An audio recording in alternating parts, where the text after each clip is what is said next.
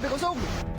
Pasado alas 7 ng umaga nitong Sabado, nagpaparamdam na ng kanyang puot ang bagyong Pepito.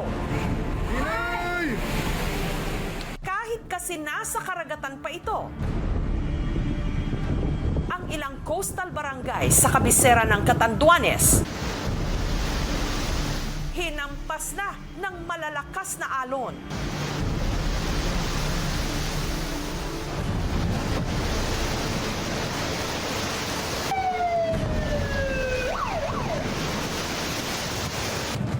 Ay, Diyos ko Lord.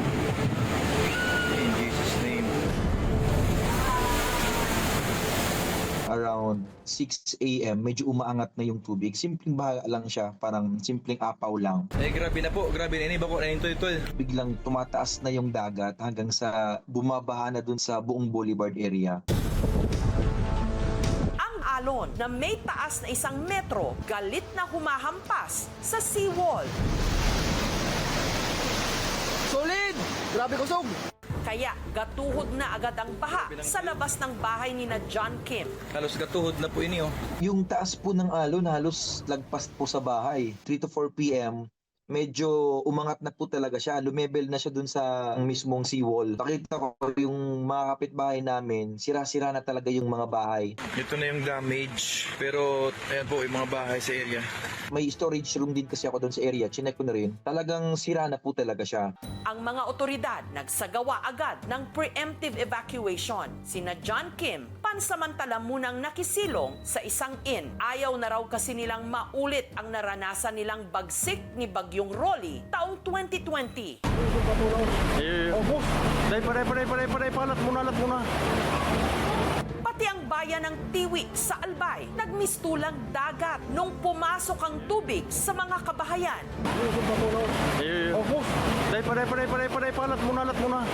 Pero ayon sa Pag-asa, hindi pa ito storm surge o daluyong, kundi ang tinatawag na swelling, palatandaan na may paparating na bagyo. Ang bangkang ito naman, parang laruan lang na inanod ng tubig.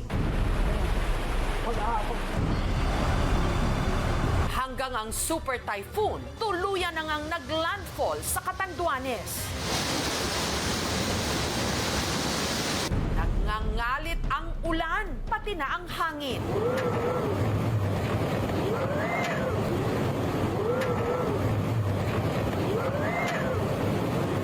Kinabukasan, bumungad ang epekto ng bagyo. Nagkalat ang mga sirang puno sa daan, ang mga bahay, para lang winalis. Yung aftermath ng bagyong Pepito sa bahay namin, nawala yung kalahati ng bubong. Ayon kasi sa Japan Meteorological Agency, ito yung first time na nagkaroon ng 4 na named storms sa may West Pacific Ocean, kung saan naapektuhan nga ang Pilipinas, na magkakasunod at sabay-sabay na nag-i-exist. May tuturing natin siya na unusual dahil hindi pa siya nangyari in recent years, in the recent decades.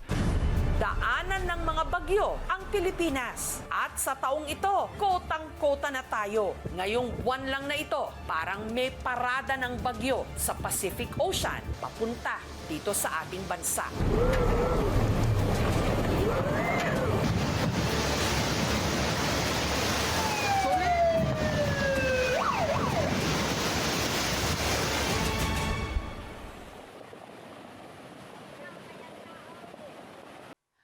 Thank you for watching, mga kapuso. Kung nagustuhan niyo po ang videong ito, subscribe na sa GMA Public Affairs YouTube channel.